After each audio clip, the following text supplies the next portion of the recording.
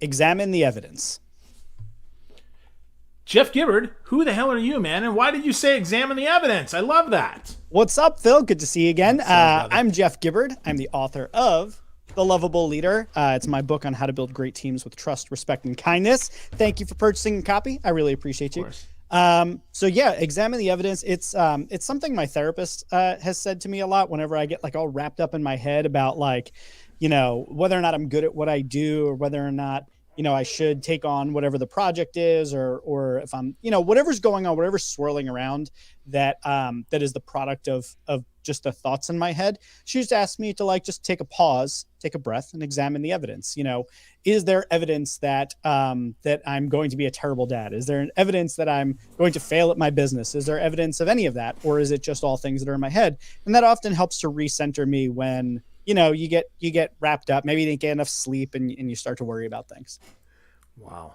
That's really strong, man. I like that. And that's fun that it comes from your therapist. So that helps all aspects of life, right? So family, Yeah. business, mentally, right? All stuff like that. So examine the evidence. That's Yeah. strong, man. That's strong. And I might argue, right, that a lovable leader actually makes sure that they report the news so that their team can examine the evidence. Would you say that's true?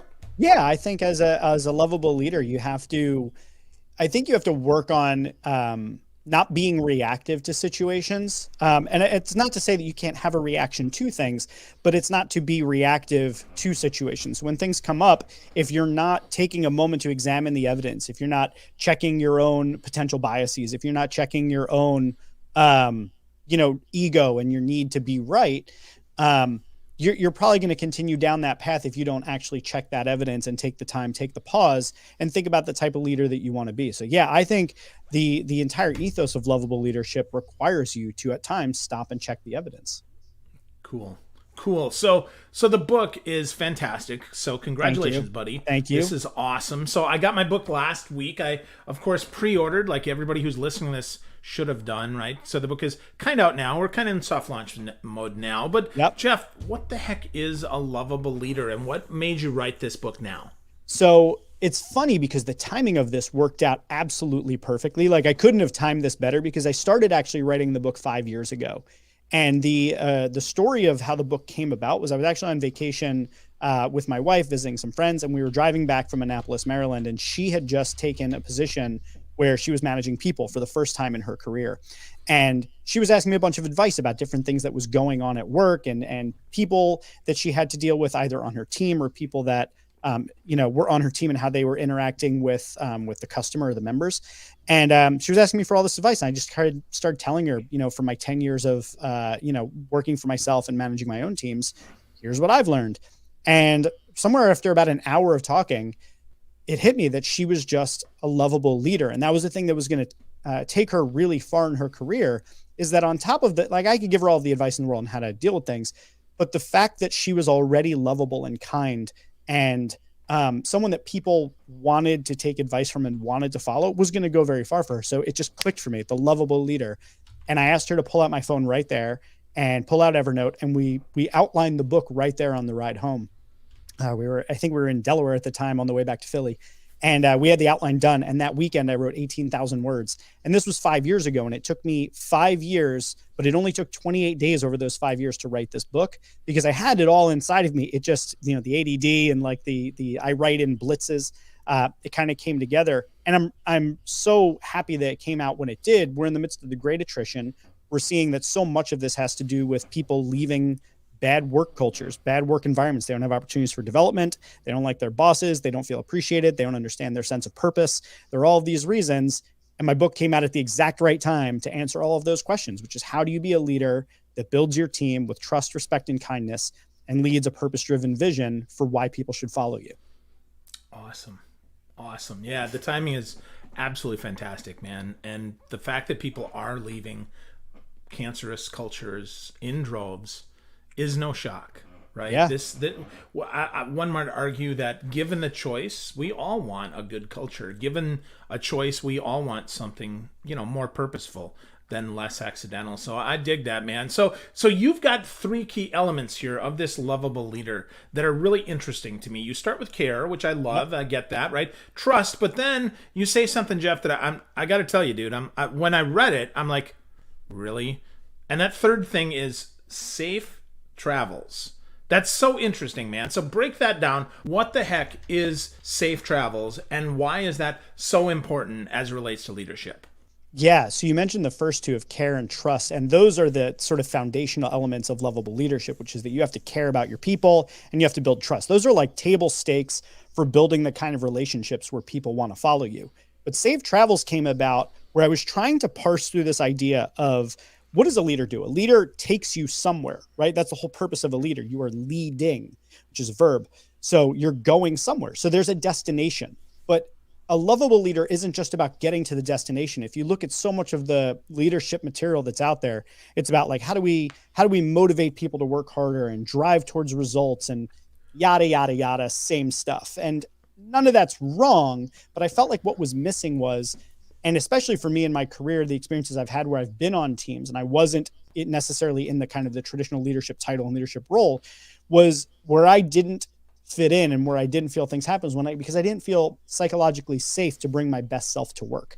And I know so many people that leave their jobs because they don't feel the safety to be able to bring their best selves.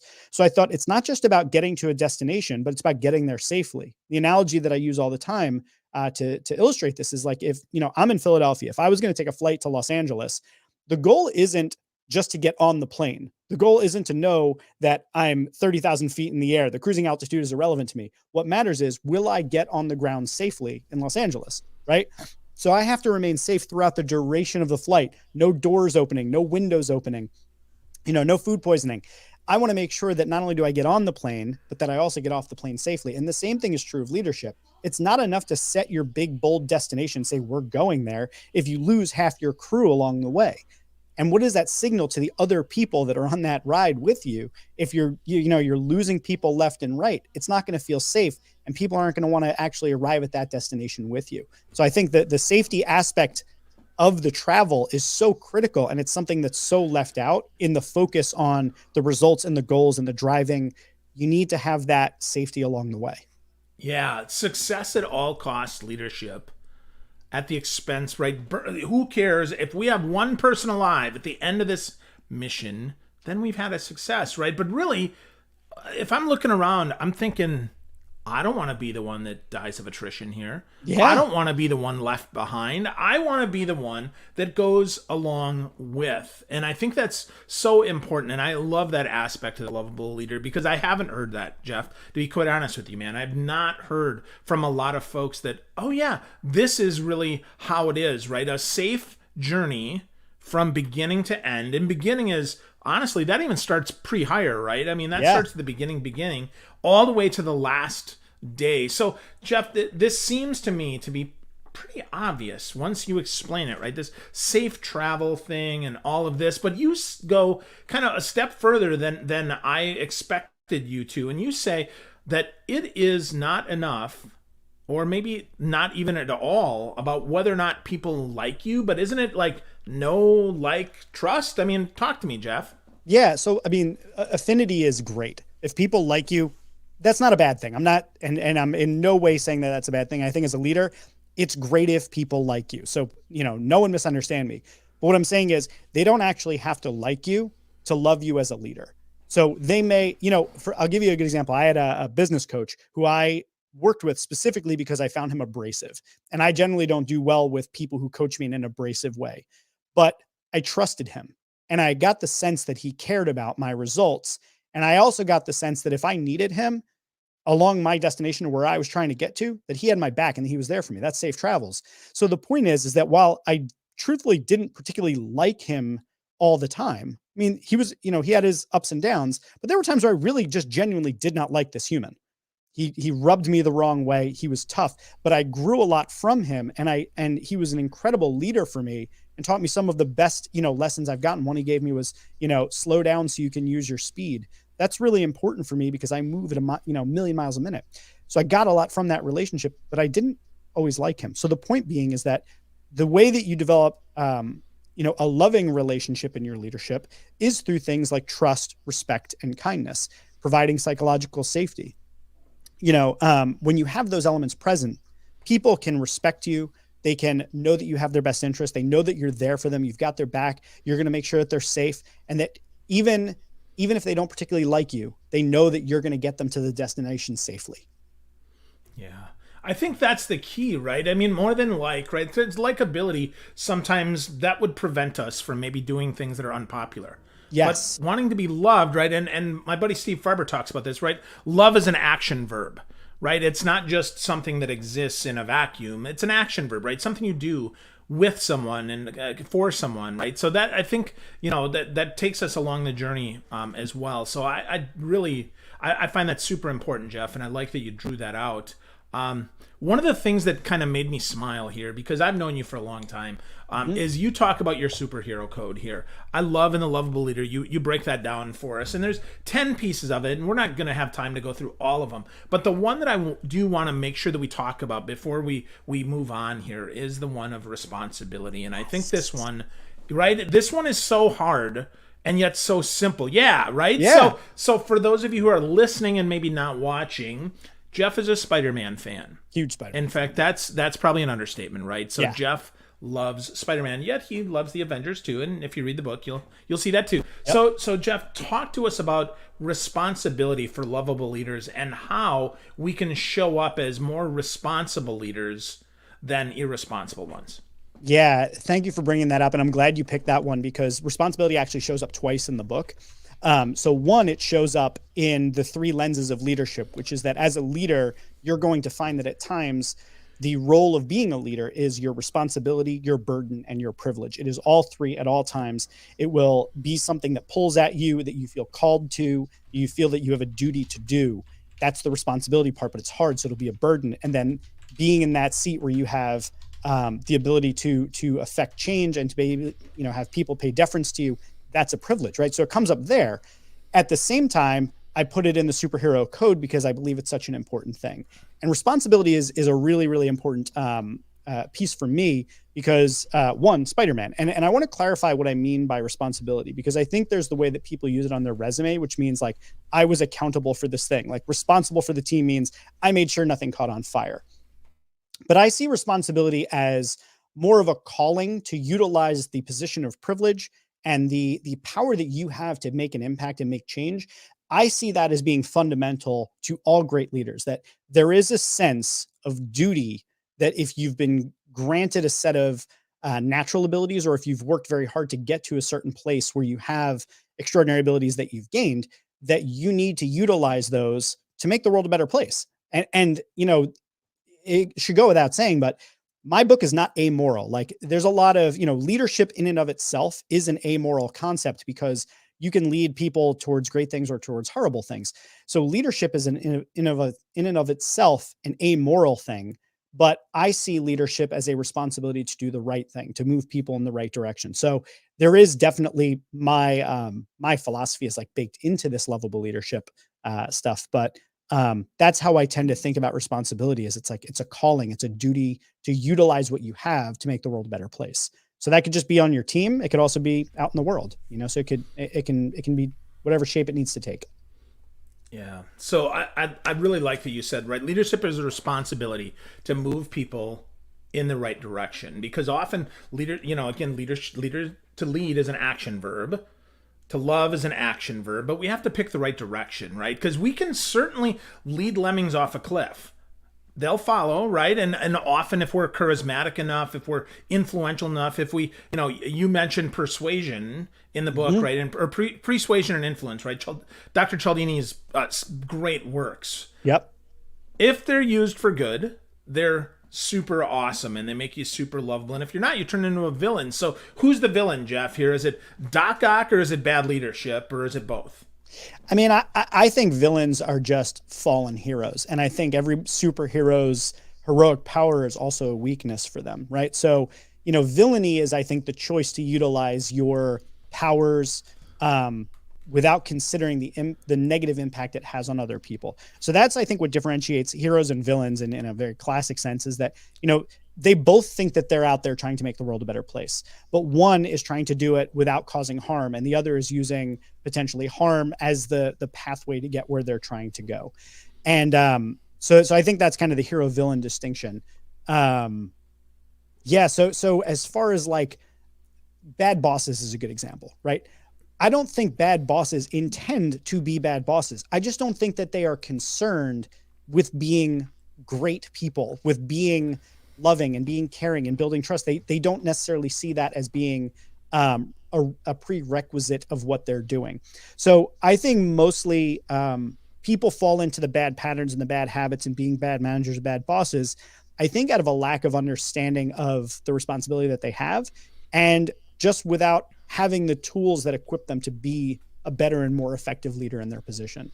So most of the time, I don't think people are intending to be, evil or do things in a way that's not responsible. You mentioned persuasion and influence and the concepts of persuasion and where that becomes manipulation. I think I had a conversation on my launch event with Robin Dreek, who wrote the Code of Trust, which is a fabulous book everyone should read. But we talked about that concept of where does the line of manipulation go? Where does that happen? And he said something very profound. Just be transparent. Like if you are transparent, there's no manipulation, right? If you tell people exactly what you're after, exactly what you're trying to do, exactly what your methods are, and you're completely honest and transparent with it, which is something I talk about a lot in the book, the importance of honesty and transparency for building trust. If you tell people exactly what you're after, there's no manipulation there. So when you can influence people by telling them exactly where you want to go, exactly what you want from them, but without manipulating them.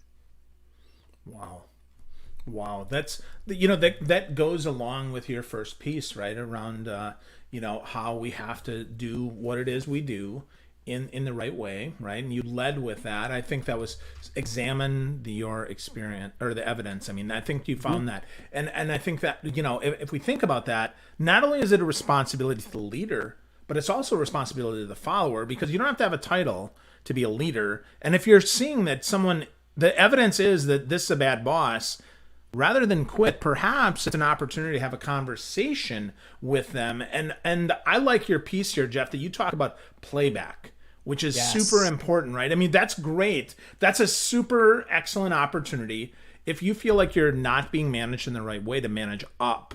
So talk to us about playback, Jeff, and how important that is and how we can do more playback. So let me talk to you a little bit how we can do more playbacks. So I literally just did it there, which is that I took the last few words of what you said and I said it right back to you. And what that does psychologically for the person that you're speaking to is typically closes an open loop. It says, I've heard you. What you just said resonated with me. I understand what the point you're trying to make is, and we're having a conversation about what you said. So the playback is known by a lot of different names. If you've ever read Don't Split the Difference by Chris Voss or seen his masterclass, he calls it mirroring. It's often called that. I've heard it called reflecting. But essentially what you're doing is you're repeating back to the other person something that you heard from them. And this encourages you as the person who's using the playback to be an active listener, to listen to what they're saying, to really hear it so that you can close that loop for them, that open loop, because we so often talk and it just kind of feels like it's going out into the ether and who's really listening to me. But a playback allows people to understand that you actually heard them. And I want to bring up a second point about it, which is a related point, and it's called the callback. And I use this all of the time, not as a tactic, but really just as a means of showing people that I'm actually paying attention to them. So the way a playback works is that you kind of use it immediately in the moment, right? So you say something, take the last few words, and I say it back to you, generally reframed as a question. A callback is when I refer back to something earlier in the conversation. It's basically a playback from earlier in the conversation, and I bring that back forward. So, we were having a conversation before we got live, talking about how important our partners are to us, right? And I really respected everything that you said about that. We're on the same page about that.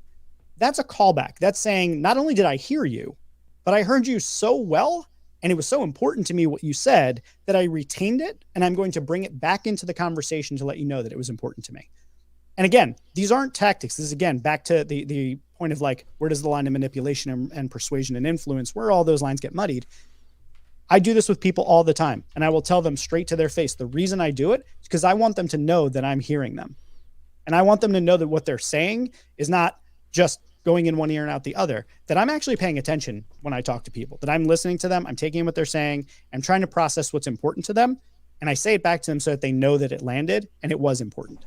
So you're not utilizing it for any other reason than to build deeper, more connected, more trusting, more caring relationships with people. Yeah, I love that you point out that it's not a tactic. It's so important, right? Because so many times, so many leadership books have these list of 10 ways to whatever. In fact, I'm guilty, right? My first book is 10 ways to make it great, 10 tactics to help you improve.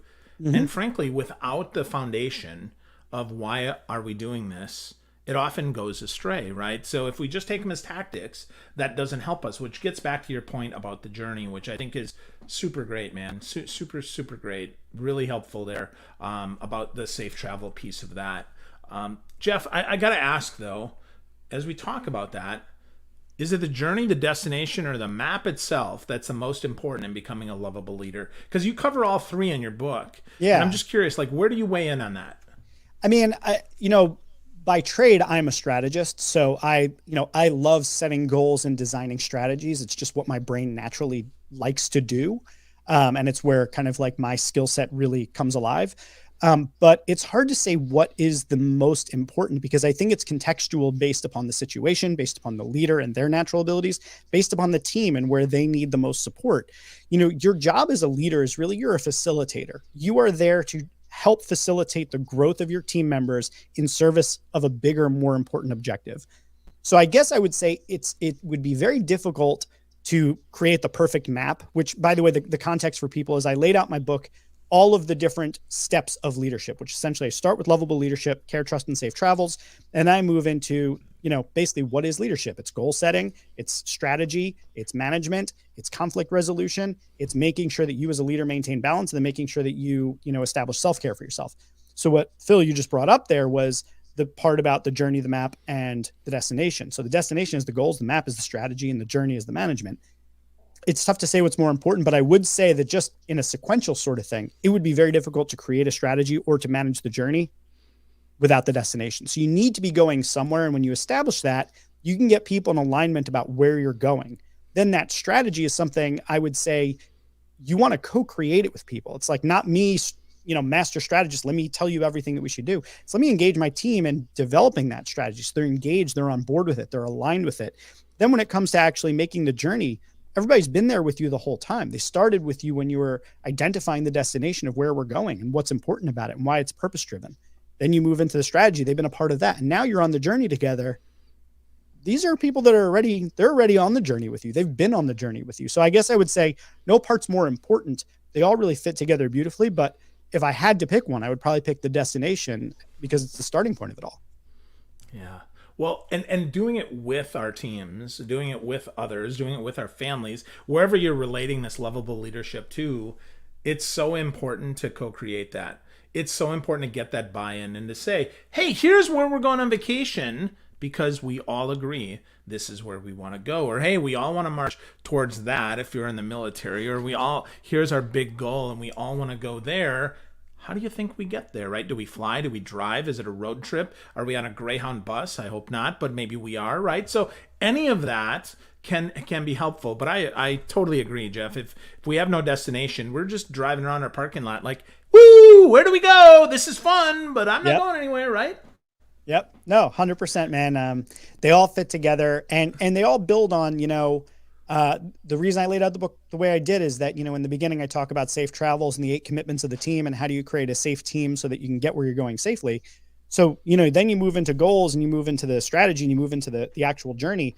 That has to be built on care, trust, and safety, right? So when you actually get on the journey, you can course correct because you're all on the same page about how you're going to work together on that journey. So all of those pieces really do fit together. And I think that they're all integral to the job of being a leader, which is, you mentioned before that you don't actually have to have a title to be a leader, right? That there are leaders across your organization. And, fun little insider thing that I'll share on this podcast, maybe for the first time, is that I'm going to be writing a follow-up book to this, which I don't have an exact title for, but it's going to be something with the word rebels in it because I'm talking about the idea of role-based leaders, that essentially leadership is a contextual event.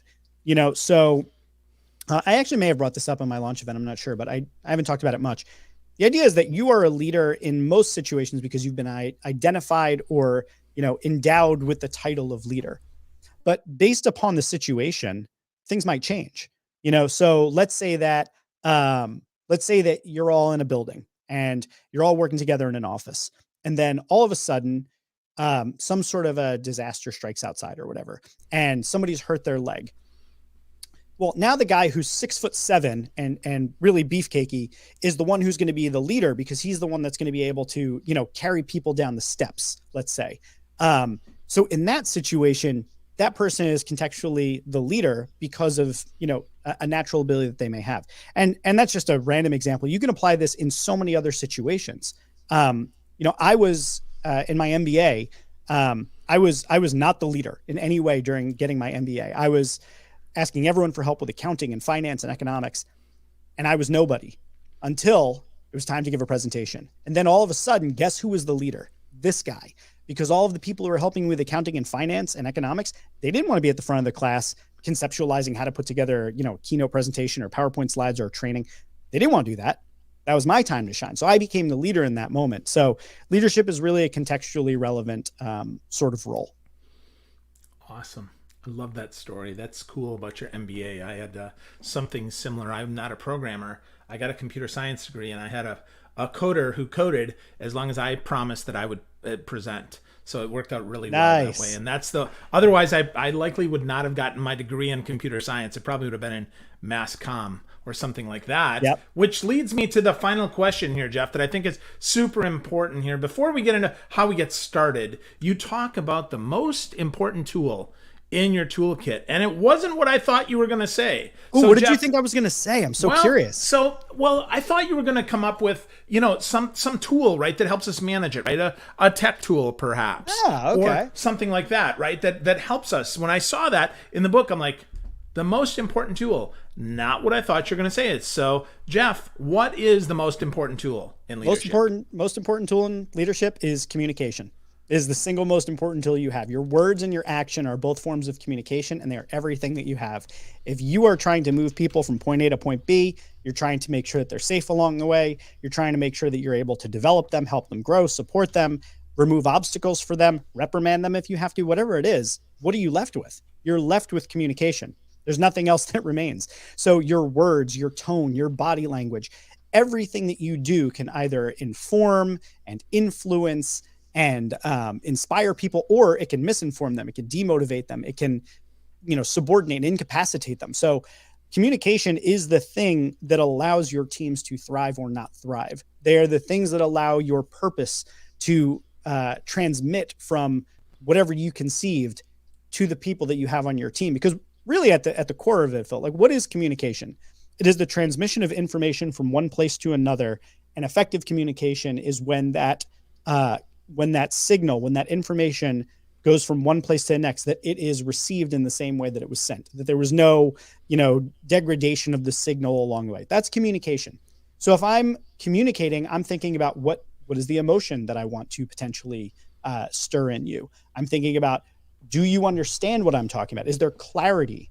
What are the different ways that I'm going to be able to actually get this information from one place to the next? So communication is absolutely the most important tool you have.